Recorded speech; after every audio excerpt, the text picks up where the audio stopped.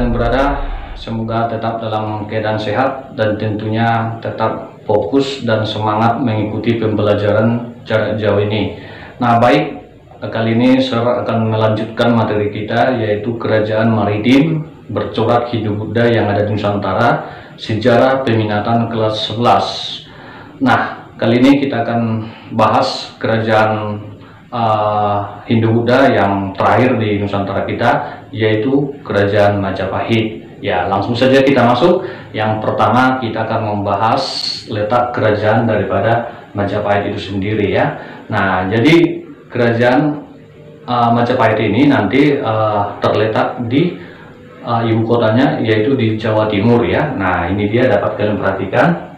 Nah, itu tanda titik merah ya. Nah, itu lokasinya. Namun nanti wilayah kekuasaan daripada Kerajaan Majapahit ini itu sangat luar biasa ya, sangat luas. Itu sebabnya nanti Majapahit itu termasuk kerajaan yang paling disegani pada masanya setelah nanti Kerajaan Sriwijaya ya. Nah, oke, baik, kita lanjut.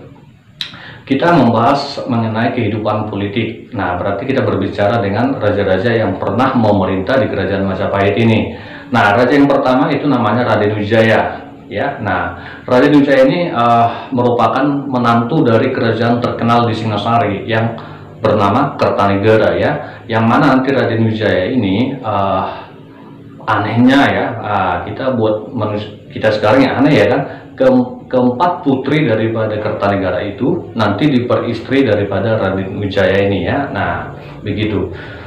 Oke, kemudian nanti pada masa Raden Wijaya ini yang perlu kalian ingat, cukup banyak terjadi pemberontakan ya anak sekalian ya. Nah, misalnya ada nanti pemberontakan Sora, Ranggawale, ada pemberontakan Nabi ya. Cuman pemberontakan ini nanti bisa diselesaikan ya, bisa diselesaikan atau dipadamkan oleh si Raden Wijaya ya. Nah, kenapa ya kok begitu banyak pemberontakan? Nah, pemberontakan itu nanti dilatar belakangi oleh ketidakpuasan dari beberapa pihak atas jabatan-jabatan yang diberikan kepada mereka begitu ya. Ternyata pada masa kerajaan juga sudah memperebutkan jabatan ternyata. Oke, itu yang nilai-nilai yang dapat kita petik dari sini. Kemudian raja yang kedua di Majapahit itu bernama Jayanegara ya. Nah, seperti apa dia pemimpin? Pada masa pemerintahannya juga terjadi pemberontakan, misalnya ada Jurudemu, ada Gajah Biru, ada Nambi, dan ada pemberontakan Kuti. Nah, perlu anak kami pahami, pemberontakan yang paling ditakuti di sini pada saat itu adalah pemberontakan Kuti, anakku sekalian ya, yang mana pemberontakan ini nanti hampir meruntuhkan Kerajaan Majapahit pada saat itu ya. Nah, namun akibat daripada ketangkasan dan kehebatan daripada seorang pengawal kerajaan pada saat itu yang bernama Gajah Mada ya. Nah, dia mampu mengatasi masalah ini dan dia berhasil memukul mundur yang namanya pemberontak Kuti ini ya.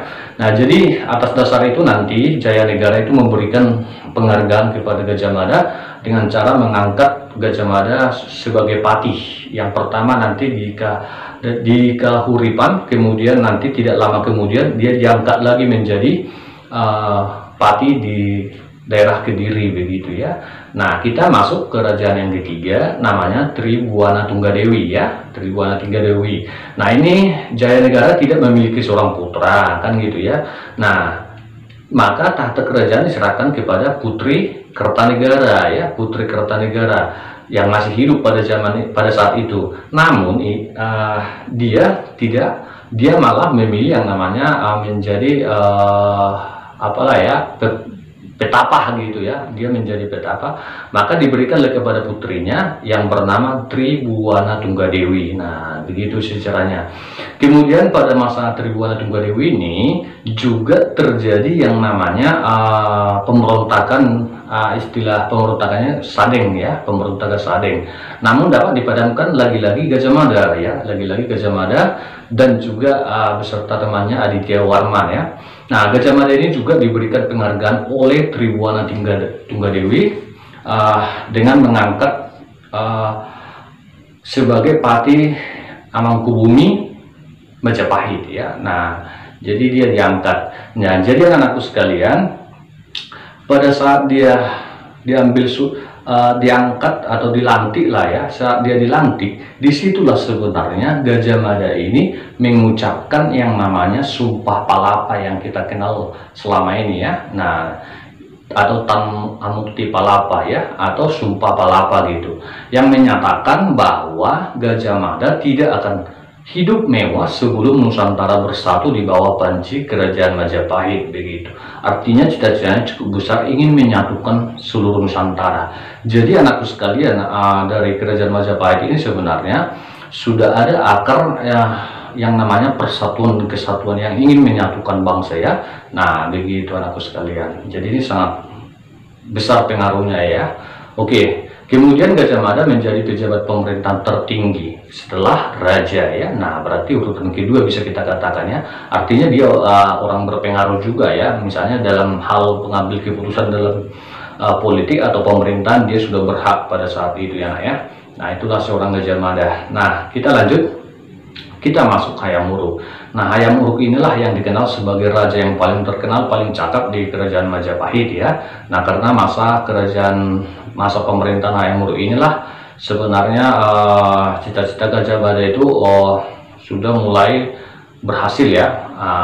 Tetapi nanti pada masa Hayam Wuruk ini ada sebuah peristiwa yang terjadi namanya Perang Bubat ya, Perang Bubat, yang mana nanti perang ini sangat luar biasa, dan setelah Gajah Mada juga meninggal, Kerajaan Majapahit ini malah mulai redup ya. Nah dan Hayam Wuruk meninggal. Nah berarti semakin suramlah Kerajaan Majapahit ini ya. Oke. Kemudian nanti setelah Hayam Wuruk meninggal, digantikan putrinya lah yang bernama Wikramawardhana ya. Nah ini dia. Pada zaman Wikramawardhana ini juga ya tidak ada perubahan, artinya Majapahit ini semakin suram juga ya. Nah kenapa? Nanti karena terjadi perang saudara juga yang disebut dengan istilah Perang Parerek ya, dapat kalian baca saja. Nah itu dia. Sekarang kita lihat kehidupan sosial ekonominya. Bahwa Kerajaan Majapahit ini sistem sosialnya itu menganut sistem kasta, ada 4, ada kaum Brahmana, Satria, Waisya, dan Sudra ya. Nah kalau kaum Brahmana itu nanti kaum pendeta, Satria itu kaum kerajaan, Waisya itu pedagang, Sudra itu adalah kaum buruh atau petani gitu ya. Nah dan juga ditambah di Majapahit itu dulu wanita itu dianggap lebih rendah derajatnya daripada laki-laki, itu sosialnya. Nah bagaimana dengan ekonomi Majapahit? Perekonomian Majapahit itu bersumber dari pertanian, perdagangan, dan juga pelayaran ya. Contoh komoditinya itu adalah beras dan juga rempah-rempah.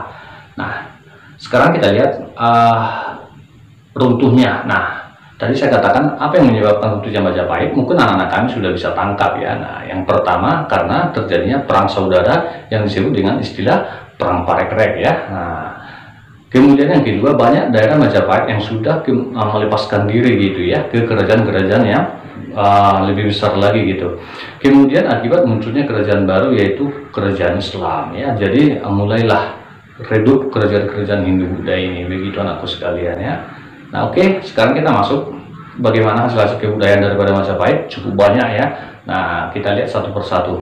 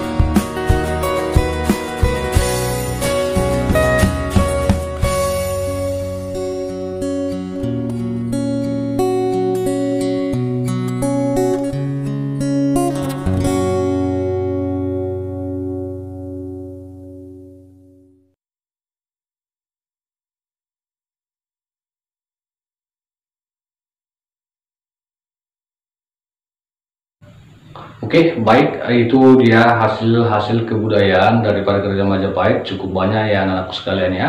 Nah, jadi peninggalan-peninggalan ini masih dapat kita lihat sampai zaman ini ya.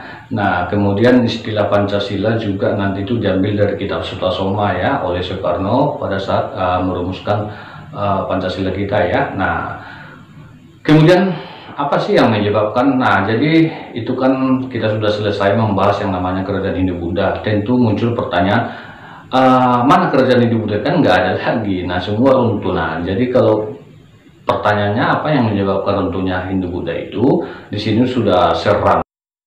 Yang pertama, karena sering terjadi perang saudara. Nah, jadi perang saudara ini terjadi ya, tentu untuk memperebutkan yang namanya tahta kerajaan begitu ya.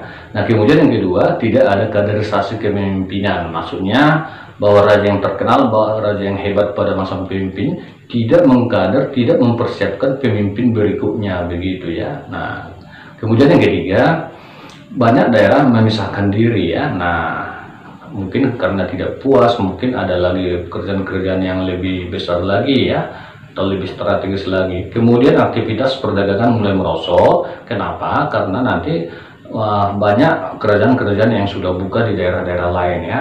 Nah, dan yang terakhir munculnya kerajaan-kerajaan bercorak Islam begitu ya. Nah, inilah yang menyebabkan kerajaan Hindu-Buddha kita itu mengalami keruntuhan satu persatu ya. Nah, jadi yang berkembang nanti kerajaan Hindu-Buddha itu sebab kerajaan Islam itu sebabnya nanti materi berikutnya secara minat adalah kita akan membahas tentang kerajaan Islam ya.